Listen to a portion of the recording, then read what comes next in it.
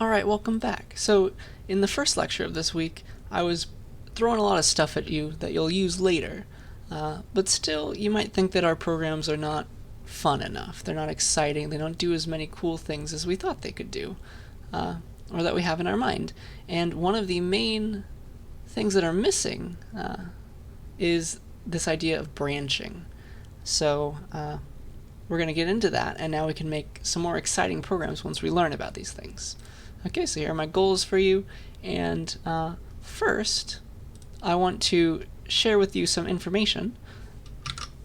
VS Code stands for Visual Studio Code, and it's an editor that I have pre-installed on your virtual machines secretly for you. Okay, so I secretly installed VS Code on all of your machines. Maybe I should say that.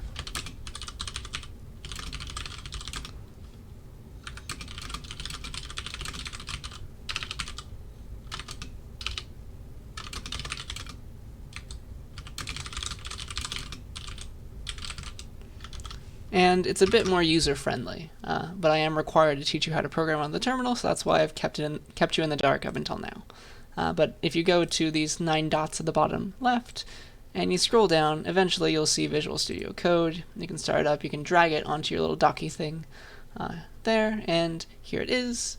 You can go and open files with like File Open, you can drag them in, and you can edit graphically. You'll still have to, of course, compile using the terminal and stuff. But let's go to Home, Windows Desktop, Code from class, CSCI 40. How about something from last time, like strings.cpp? Open it up, close that down. You might have to click Yes, Install down here. That might appear for you. But now suddenly you have fun things that, I don't know, S dot, and now it pops up all the stuff with the documentation. It's super nice. I can configure your Vim to be like this too, if you'd like, but it shows you the stuff that you have open. There's a way to do that in Vim. I might show you eventually. But yeah, this is Visual Studio Code. Use it if you would like. You can use this to edit files, and then you go into your terminal and compile and run them. Okay? So consider using that if you would like. And the next thing, before we get into the main part of the lecture, is if you have any questions about what a terminal command does, try checking the manual. So this is man cmd, for example. I use G++ a lot, right? We all do. You can say man G++ to see more about the G++ command. And so man stands for manual. It's like somebody wrote a manual, and we can look at that and understand what these programs are doing. So for example, here is my folder structure right now for our CSCI 40, and I can make a new folder with make dir like 04. And there it is. And I use these two commands, ls to list and see what's there, and make dir to make a new folder. Well, if I want to know more about those commands, man ls is what I can say, and then you can start using the arrow keys. You can navigate like Vim lets you navigate if you did the Vim tutor. And here are the options that you could give to ls. You can also give it some files, it looks like. One that you might want to take a look at is L for seeing more information about the files that exist in your directory. So ls-l shows you all these things with fancy things that I can explain in office hours if you're interested, but also modification dates. Okay, same for make dir, same for G++, same for every command really. Here's what make dir can do. It can do fancy things. Make dir p is super nice and useful. It makes multiple folders at once. But yeah, you can press Q to get out of those manual pages, by the way. But that is the idea. Check out the manual pages. And let's get ready to do what's going to happen today. So the idea for today's lecture, for branching, we have some decisions to make, and we want to execute a different program, in a sense, depending on whether or not some condition is true. Okay, so we like options, because right now our programs look like this, like int x equals 42, cout x, we have some statements with semicolons and things, and they just execute one after another, and that gets boring, right? All our programs execute in straight lines until they're done. So for example, we could never print out to the user even or odd depending on the number they give us. If they give us 3, we want to be able to print, we want to notice that 3 is odd and we want to print odd.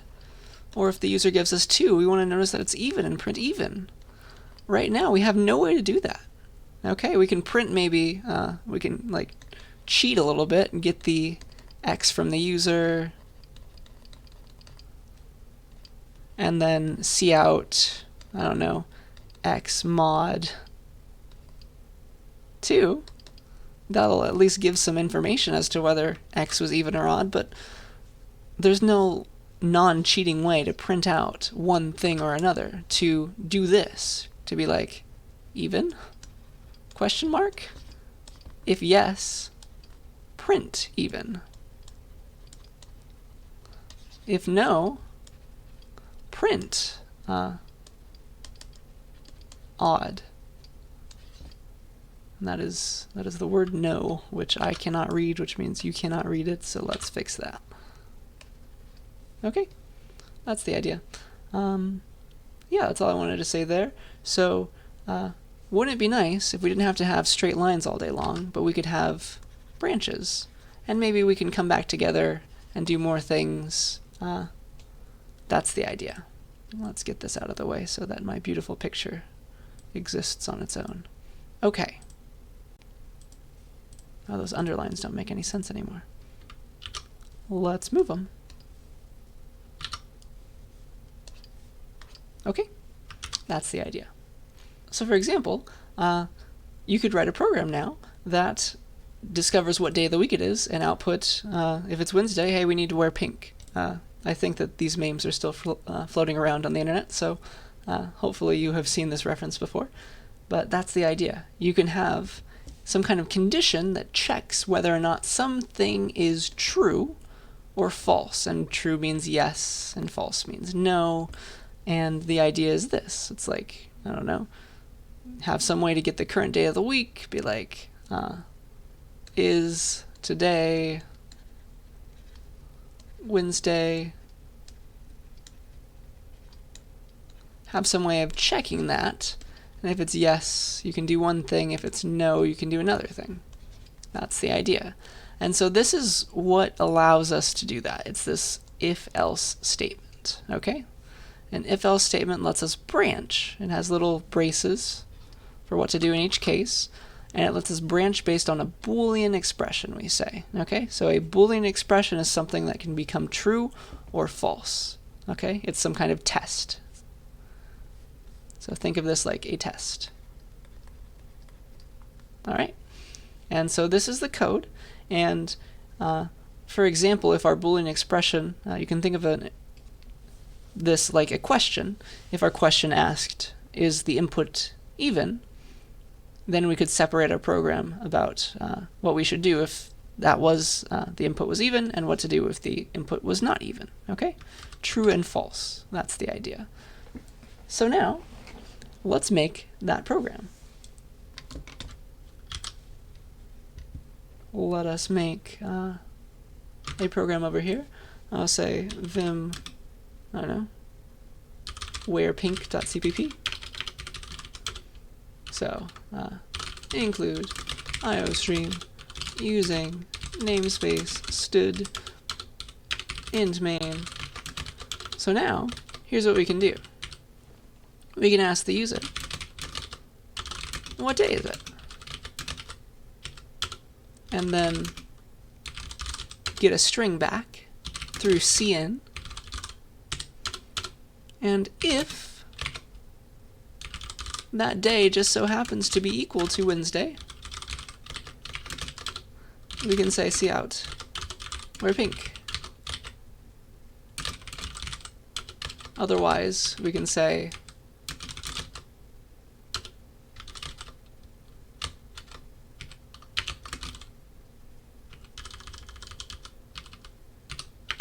you don't have to. Okay, So this is going to be fun. Here is our program now, in a sense. It's going to, let's make a blank slide maybe. It's going to get input from the user. It's going to say, all right, get input. It's in a straight line. Then we will test, is today Wednesday? Or is the input equal to Wednesday?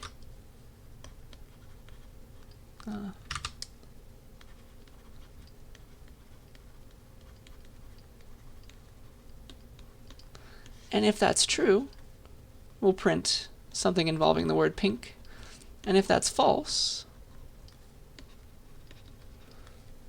we'll print something that doesn't involve pink, etc. And then we can come back at the end of this whole process to do more common stuff again. Be like, I don't know, output some more.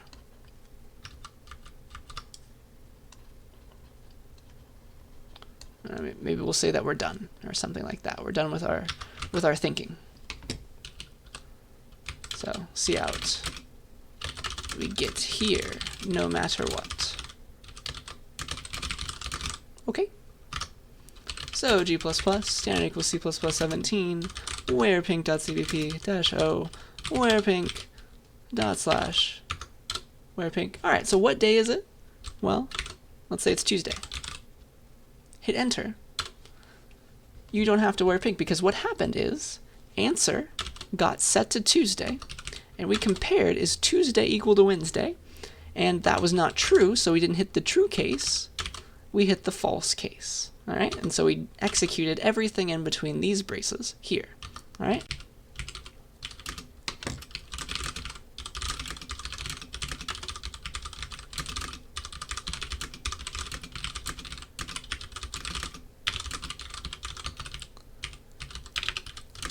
If the question we asked was not true, we execute every line in between these braces instead.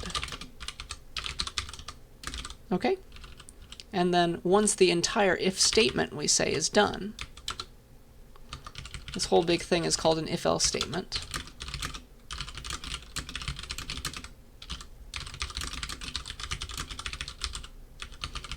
Once it's done, you had your true case, you had your false case. Once the if-else statement is finished, we go back to the straight line code that we know and love.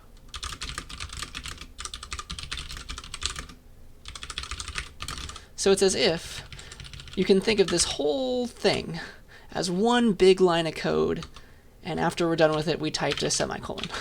Okay? That's the idea. And so in the other case, we'll say, wear pink. I hope that makes sense, and I'll give you plenty of more examples. But this is our first taste of if-else statements. All right? So we notice this is a way to check for quality. Okay? It'll return true or false. So let's look at that some more. Edit even odd.cpp will do what we originally intended to do. So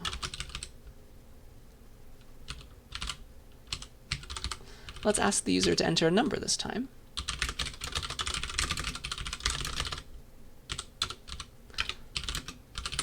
We'll put it in a variable called num, and then let's do this.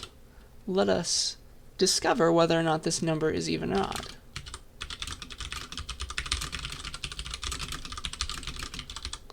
Okay, so the idea is if we perform a test, it'll return true or false. All right. So what is the test that we should perform to discover whether a number is even or odd? Well, you kind of have two options. The first is, do you check if it's even? And the other is, do you check if it's odd? Because those are two things that can happen at the same time. They're independent. So you could check for either one and know which case you're in. So I'll just check for evenness, and this is how you do it. You say num mod 2, okay, because if it's even, it'll be an even number and return 0 in this case, because it's evenly divisible by 2. Otherwise, it will return 1. or -1 if it was a negative number and it was odd. C++ is weird like that. But if it's 0, then we know it was even, okay? So this will return this outputs true if num is even, false if num is odd. And in C++, true gets converted when you print it out to 1, and 0 is false. Okay? So let me show you this working.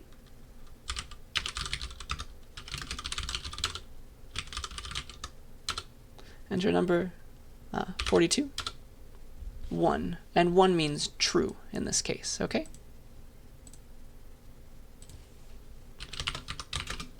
So that's why binary is important again. 0 for false, 1 for true. 43, however, 0. It is not true because this test returns false. Okay, that's how we say it. So now we can use this to our advantage using an if-else statement. Now we can do one thing if it's true, another thing if it's false. So if num mod 2 is equal to 0, we'll say, in this case, if we got here,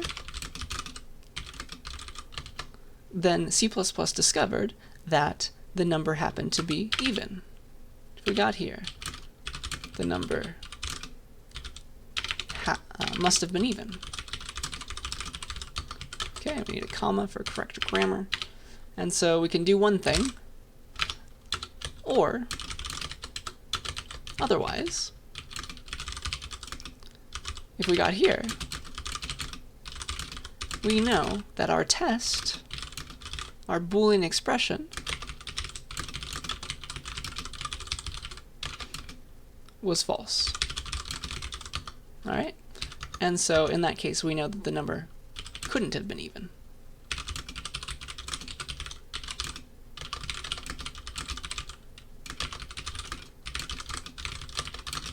Okay? And so what we got back was false and not true. So now we're able to do that outputting. We can say cout even. Okay?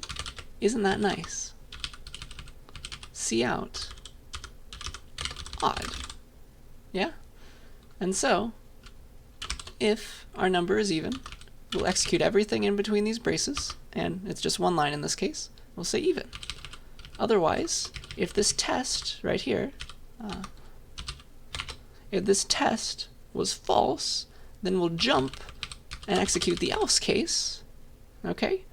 And in that case, we will print out odd. We'll run every line inside of these braces right here, and it just so happens that there's one thing inside of it, just another line. But you can put multiple lines. Let me prove that to you by splitting up this. Okay? Does nothing different. Oops, forgot my semicolon. So it does nothing different, but you really can have multiple lines. It's really nice. So yeah, let me show you this running, and let's break it down some more. I'm going to show you some terminology. Enter a number 42. Even. Isn't that nice?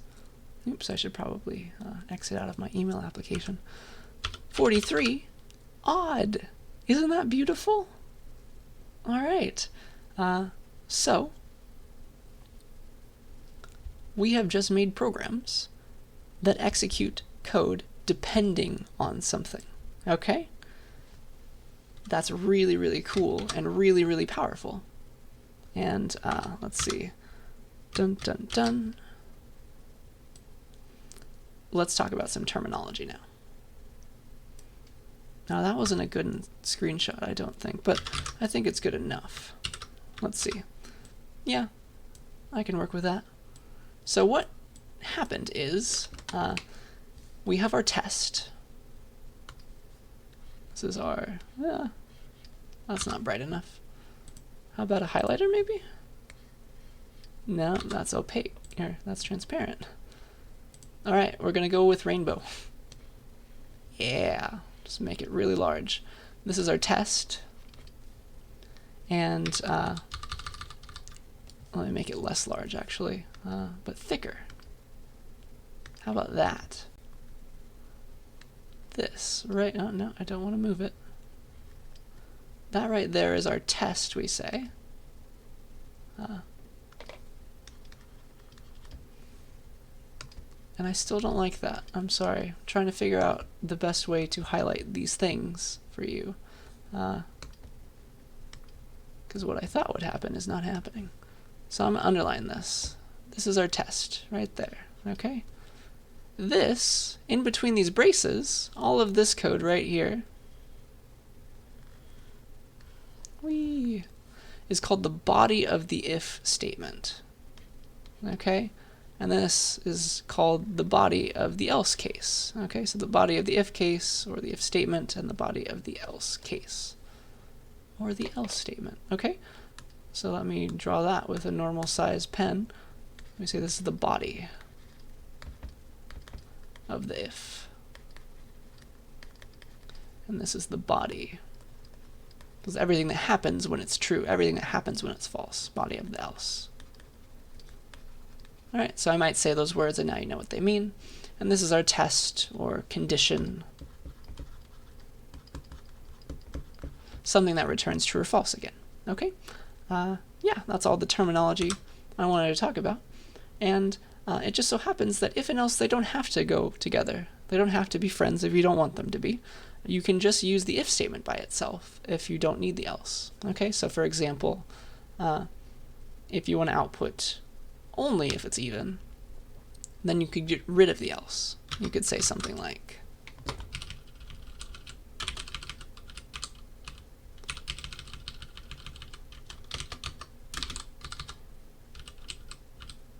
oops, there. And so here, there's no matching else. So the program just continues if it's not true, if this condition isn't true.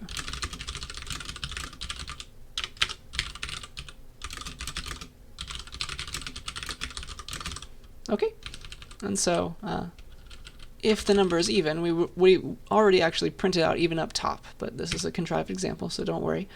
It'll print out even a second time, but if it was odd, that means we hit this else case up here, and it was odd, which means that this condition was not true. And so we'll just plop right back out of the if statement and stop the program, because that's our last statement. Okay, so if I say 42, it'll print even twice, because it hits this body of the if statement and this body of this other if statement. But if it's odd, it'll hit this else case body, and it'll just fall through this if statement because it will not be true. It only executes the body if it's true. Okay? And it looks like I forgot to say, oh gosh, did I somehow erase something? Excuse me. Don't know how I got rid of that, but it happened. Now I'm happy. Okay. So yeah, you can just say if by itself, cond, and then you can do the body, and yeah, if it's not true, the program just falls through. Executed only if cond is true. Just falls through and executes the rest. Otherwise, goes straight to rest, which is the rest of the program. Otherwise. Okay, so sometimes you just want ifs. And so far I've shown you how to check for equality, but there are plenty more things that you can do. You can check for not equality. It stands for not equals to. You can read the exclamation point as not. And then you have the standard things of less than, greater than. There's no, like, it's hard to type this Unicode character, so you type a less than and then an equals to, or a greater than and then an equals to get that operator, the greater than or equals to operator. So for example, you'd have things like, I don't know, 42, is that equal to 42? Yeah, that's true. Is 42 not equal to 42? That's false. Is 42 less than 43? That's true. Is 42 greater than or equal to 42? Yeah, that's true. So you can do all these cool things, and hopefully they're self-explanatory. But yeah, those are your relational operators. And now let's do some weird stuff, because C++, it is weird sometimes. And, well, this is one of its little quirks, and I am sorry for this, but it's something you have to learn. So there are numbers that can be converted implicitly into booleans, okay, into true and false values, okay, which is disgusting, I know, but you have to watch out for it, because it's possible to do something like this. If 42, or if 0, okay? It's horrible, but it happens. So let me just introduce you to this concept. Every number in C++ other than 0 is true. 0 is false. Alright, so you have truthy and falsy numbers. And I'm so sorry about this. So if this was our if statement, it would actually execute its body. Whereas this one would never execute its body. If there was an else, it would go straight to the else every time. I'm so sorry about this, but that is what happens. All right, let's see how we're doing on time. All right, so with that, take a look at this example, pause it, and simple question, given what we know, what does the following code print? So see if you can guess. Is it A or B?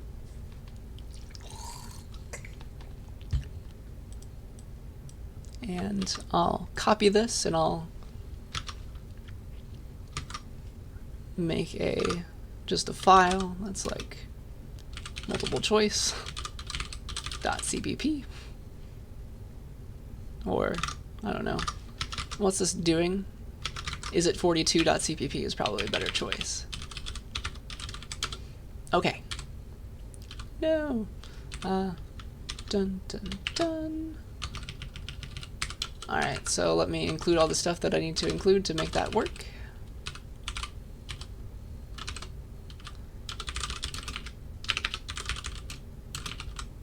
Alright, let's make it less ugly now. And I think... oh. This, watch out for this if you ever paste stuff from the internet into your code. This is not a quote anymore, it's a Unicode quote symbol. It's not a real quote in C++, it won't treat it as one, so you gotta make that just a normal quote. That's not as pretty. Okay, that's the idea. And I'm gonna go and compile and run this. Dun dun dun. Take your answers, take your bets.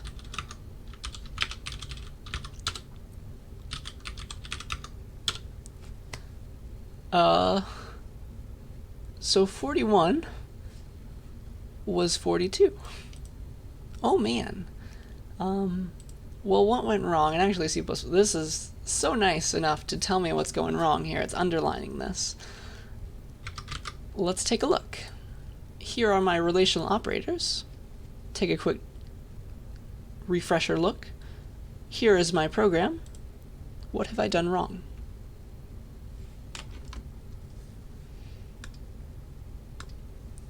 Assuming you see it, it's this condition right here. It should be what? I feel like Dora the Explorer now. But assuming you answered, I'm going to say yes, it should have been x equals 42 with 2 equal signs. This is an equality test. X equals 42 is as if it were a statement. This is an assignment. So here's the rub. You can put random code in a condition, including an assignment statement.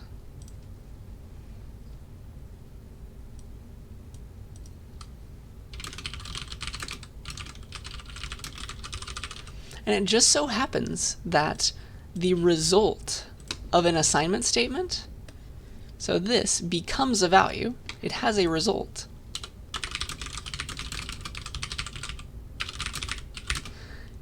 It just so happens to be the value that you set the thing to. It's the thing on the right-hand side. So this, from C++ point of view, it's going to go and set x to be 42, and then give back the value 42. So it's as if you said, if 42. And guess what? 42 is true. So no matter what, this program executes the following way.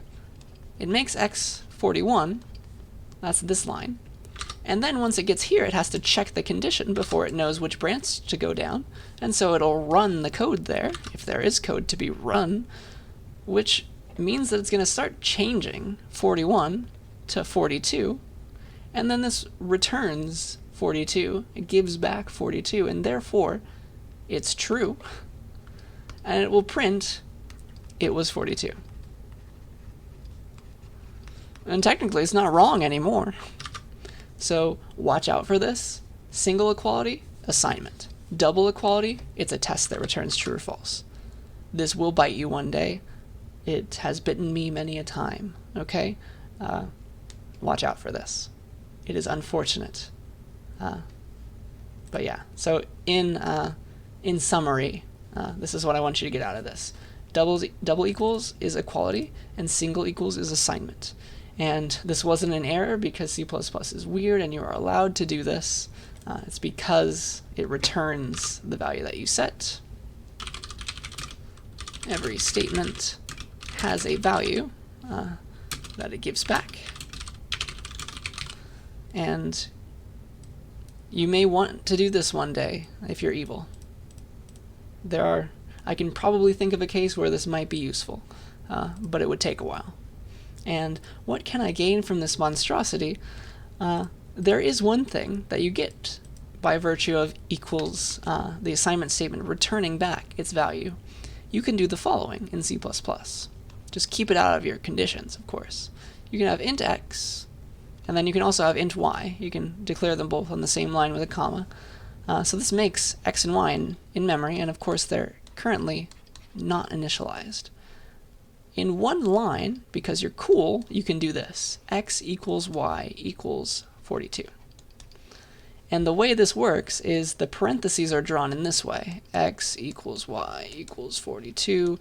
C++ executes them in this order. So this is its order of operations. Okay?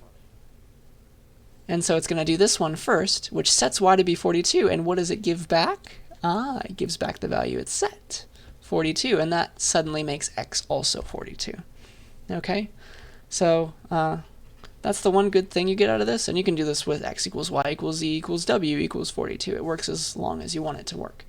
So that's the one thing you gain out of this, but I feel like you lost a lot more. So that is the assignment statement for you. Okay. Yeah, we're doing all right. Our code that we've made so far, it looks like this. You have a condition, you have some body of your condition, you have your else case, depending on whether it was true or false, and then you can come back and do some extra work at the very end after you're out of all of those. And of course, you don't have to start with an if statement either. So that's what our programs look like so far, but you can actually put ifs inside of ifs to check for extra stuff. So you could say if, I don't know, x is even, and of course you need to make this real code. But if it's even, maybe you want to do something depending on whether it's positive or negative.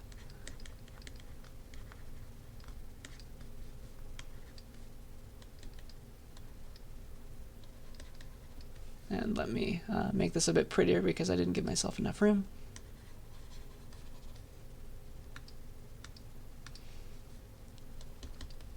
So maybe this is like 1,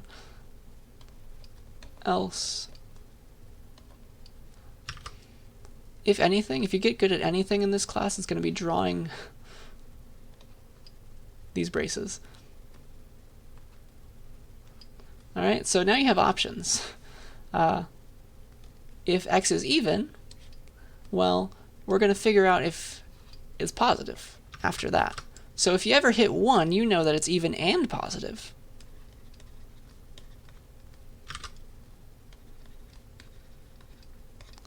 And if you hit 2, you know that it's even and not positive, so even and negative. Okay, so that's how you can nest things, and you can arbitrarily nest things as deep as you want.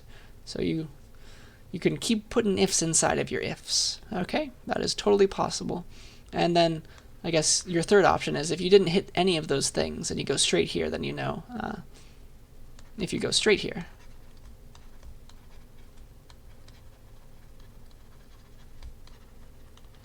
it just wasn't even.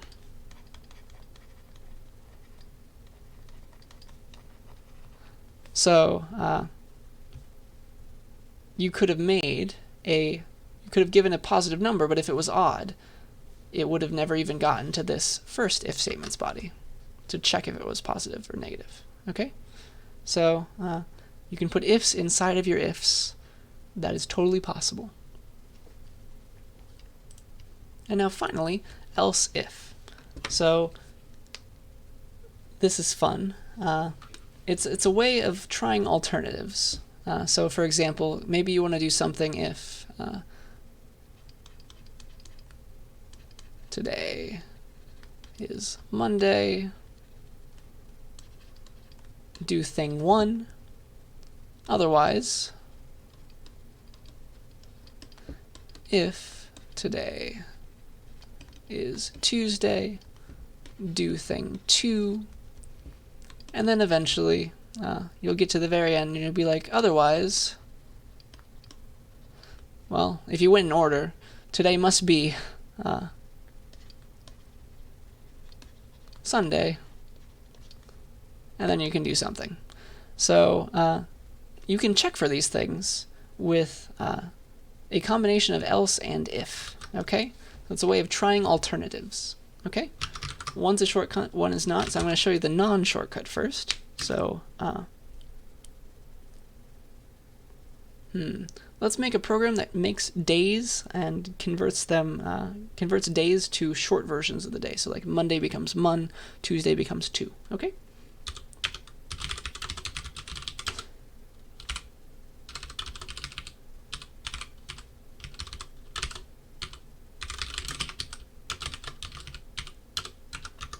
So we'll have the user enter a day, and we'll make it short for them. And we'll trust them to actually enter the day properly.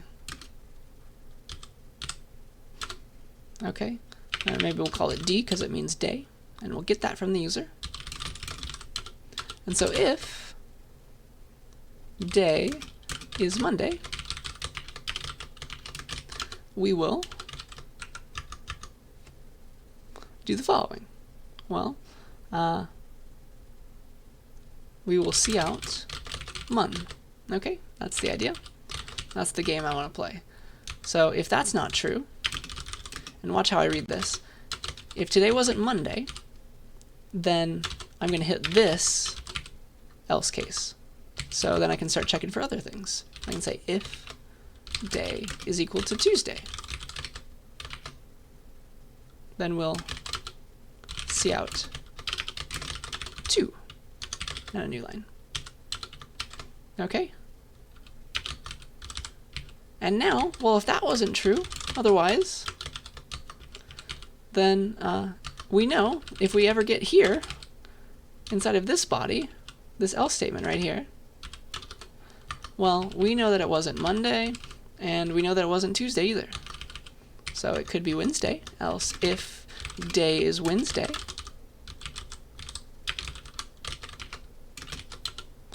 cout wed. And well, if that wasn't true, then we're going to hit this else statement. I think you see where I'm going with this. I'll stop in a little bit. I won't go all the way. If day is equal to Thursday, then we'll cout th, and otherwise, I'm just going to cout. I'm tired of all this nesting. I got braces inside braces inside braces. Not about that. And I accidentally said day instead of D, so we're just going to fix that up here. Less typing. So that's the idea. This is what you can do. And I hope it's intuitive on how to read this. First, we're going to check if it's Monday. If that's true, we'll execute the body, and we'll be done with the whole darn thing, because that's the if statement up here, and we won't execute the else, which is a huge else statement. I hope you see me going between the start and the end. Okay? So, if it's Monday, we output Monday, and we're done. Otherwise, we need to try this if-else statement, and notice what it is. It's this if and this else. Okay? That's the other. That's the next nested if-else statement. So then we'll try, well, if it's not Monday, let's try Tuesday. And if it's true, we'll output 2, and then we'll be done, because we won't do the else case, and it's a big else case. We'll stop. We'll go right to the end down here. Okay? Then if that's still not true, we'll try this if-else statement, which is this if matched with this else. Okay? And always follow the braces if things are getting weird. Okay? And so this is trying a bunch of alternatives. And stops once it reaches one that is true.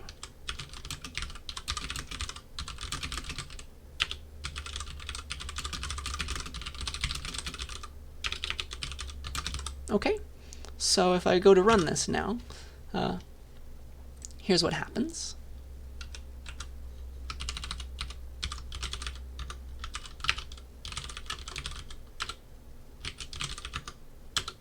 Enter a day, Monday becomes mon. Because it hits day, it knows that it's equal to Monday, so day is set to Monday, so this will be true, and so it'll execute the body of the if statement and skip the else, which is a very big else, remember. And so it's done with the program now, because it just goes to the return 0. Otherwise, if it's Tuesday, or I spell it wrong, it'll try this else statement, and the first thing there is an if-else, again. So if it's Tuesday, it'll print 2, and it got there. And then it's done because the other option was going to the else statement, and that does not get executed because only one body ever happens at a time. Okay, you can't do both the if statement's body and the else statement's body. Okay, that does not happen. And then you can do the same for wed, the same for, oh goodness, it outputted 2 things.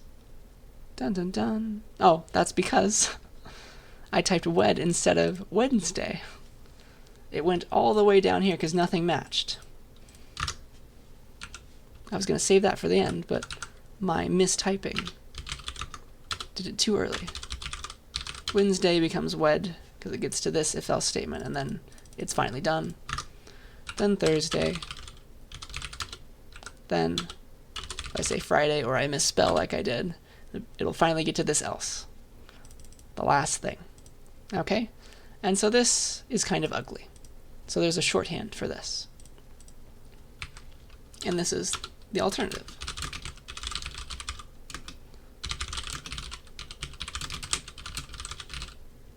But it does the exact same thing. Okay? So again, we'll test if today is Monday. And we'll do that. That doesn't change. That doesn't need to change. What does change is the nesting. Instead of else and braces, we'll say else if and another condition. Okay?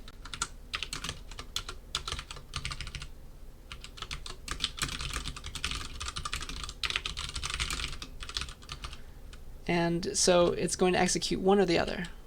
So else if, and the way you read this is kind of how I was writing it. If today's Monday, do 1. Otherwise, if today is Tuesday, do 2. It's kind of how I put else and if next to each other.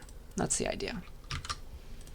Else, if today is Tuesday, then I'll see out 2. Okay? And then we'll keep playing this game without so much nesting. Otherwise, if today is Wednesday, then I'll output wed. And I'm just going to keep on pasting this. Thursday, Friday, Saturday, Sunday.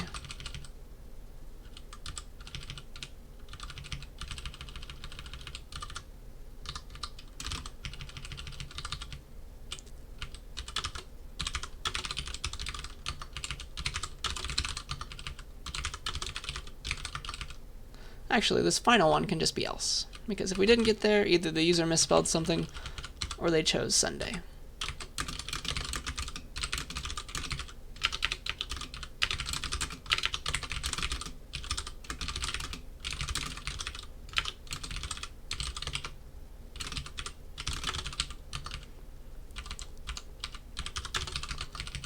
Alright, so this becomes Thursday, Fry, Sat. Okay, and so this is a lot cleaner. And so it'll do the same thing. I'll show you it outputting the same stuff twice in essence. Monday, mon. Tuesday, 2. And then Sat, sun. Okay? So what's happening in both of these programs, both of these examples, they're both equivalent, but one's a lot easier than the other, I think you would agree. Here is how they work. First they check the first condition, or option 1, I guess. So, day equals Monday. And if that's true, then we'll execute the body of the Monday case. So it's the Monday case, let's say. So if that's true, then if it's false, we'll then check if today is Tuesday. And if that's true, we'll do the Tuesday case. And if it's false, we'll not do that. And we'll check then if day is equal to Wednesday. And if that's true, we'll do the Wednesday case. If that's false, we'll keep checking to try the next option. And so it's kind of like a right-leaning tree-looking thing with some branches. And that is your else-if, your pattern for trying alternatives. Okay? So please study that program, because you're going to write programs, several in your life, that look exactly like this. And so understand the similarities and the differences between this style, and understand that they mean the same thing. Okay? So let us have a little sneak preview of the bool type. And it stands for Boolean, of course. So it really means Boolean, which is somebody's name. I think it was George Boole who invented this kind of thinking. Okay? So the bool type. We have, so far, talked about clouds, which are types, which can hold things, like int can hold 42, negative 42, 0, but not things like 1.5. That's double's job, right?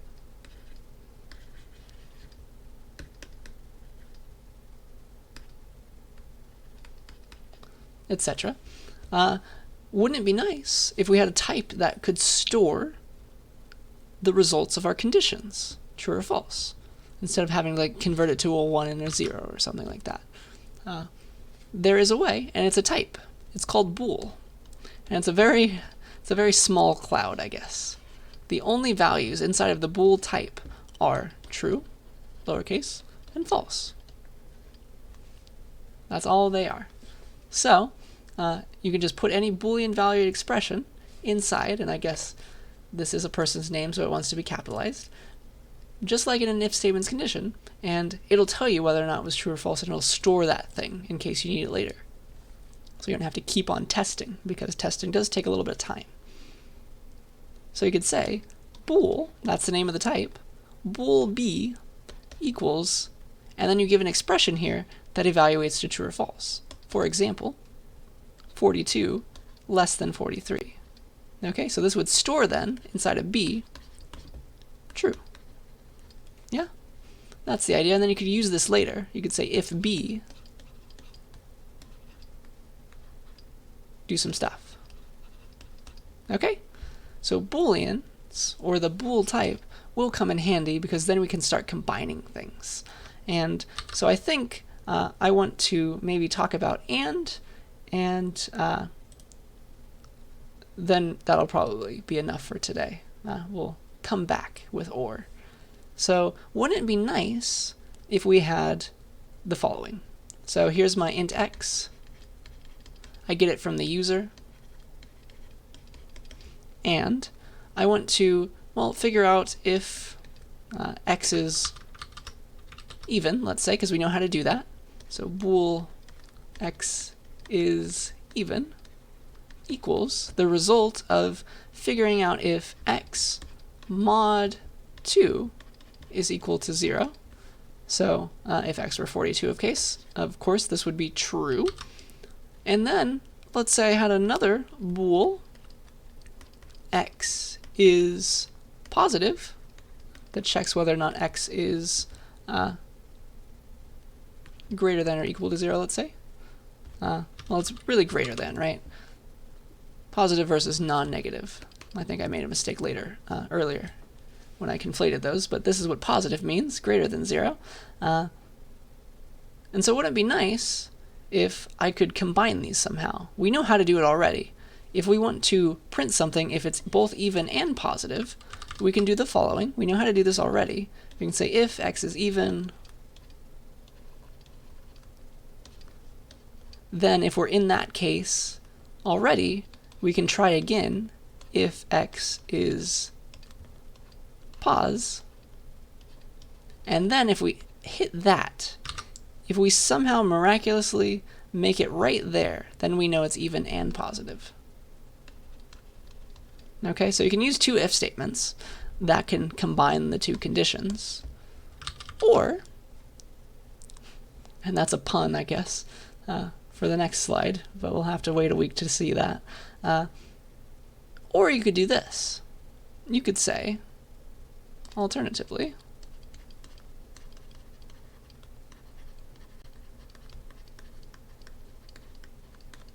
you could do if x is even,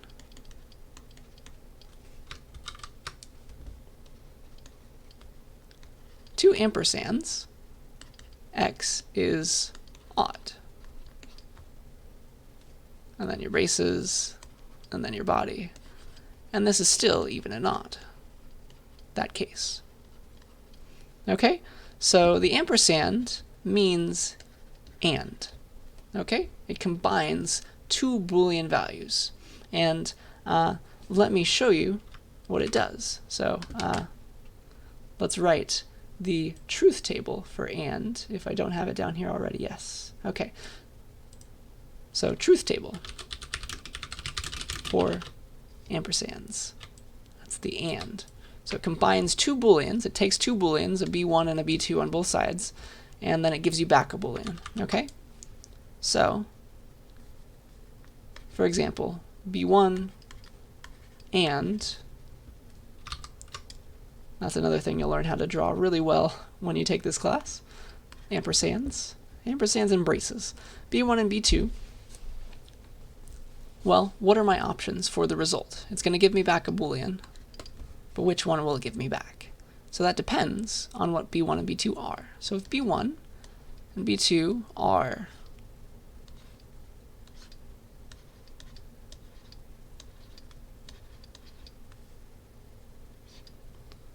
both true, actually, sorry, the standard way of doing this is this order for reasons. It's like you're counting in binary, in essence. Because falses are zeros, 0, 0, 0, 1, true, false for 1, 0,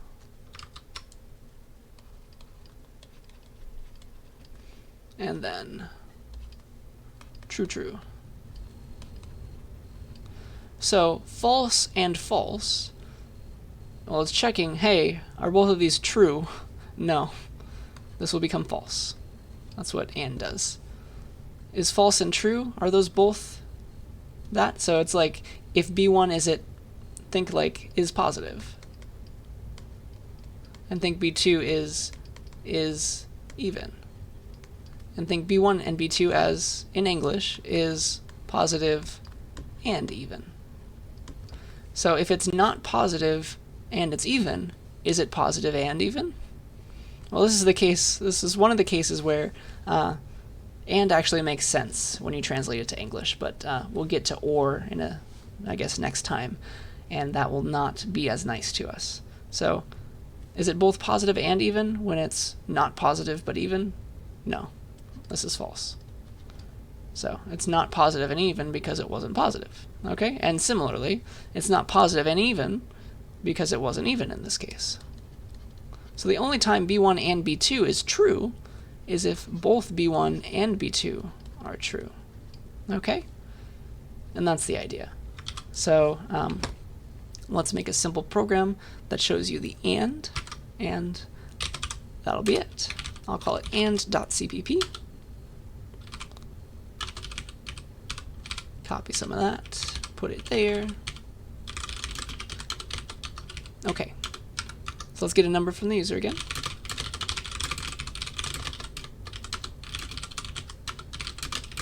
Okay, we have our number, and let's calculate some things. Bool is positive equals, how do you think I should do this? What should I type here? Well, we have our num, and we should check whether or not that's positive, so greater than 0. Okay, and so this will be true or false, depending on whether num is positive. Alright, and then we'll have bool is even, and that's checking if num mod 2 is equal to 0. Okay, and again it'll be true or false. And if you ever wanted a boolean with a constant value, you could say bool always true. Oops.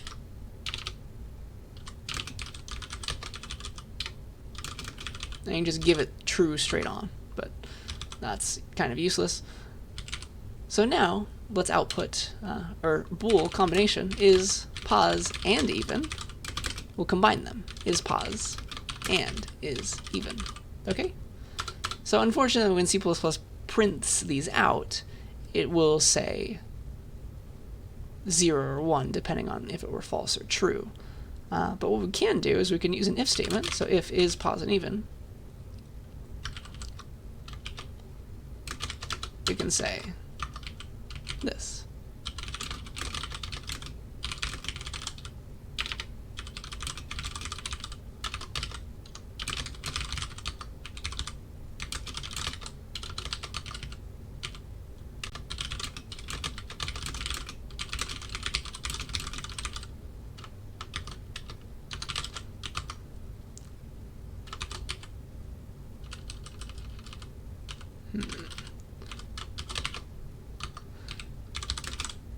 Alright, so let's print this out, and equivalently you could have just placed the condition, the whole that. You could have plopped what I'm selecting right now. You could have plopped that right here. We're just going in an intermediate way. So let's compile and run this.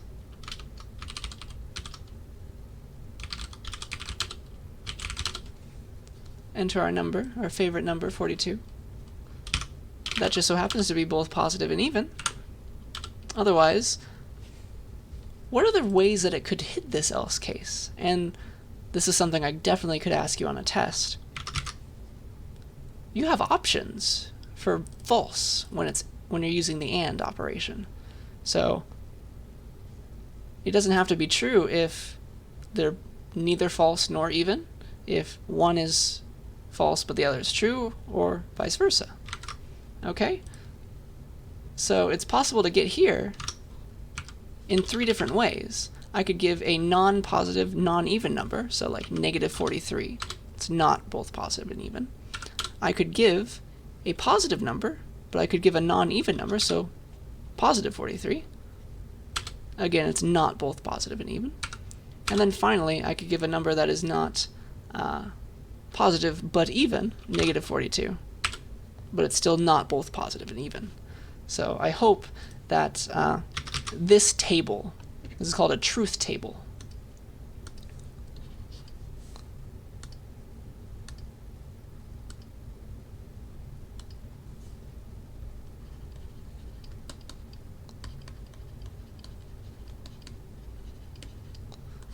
becomes ingrained in your mind. This will be very important for you to remember, especially once we start introducing other kinds of combinators like OR.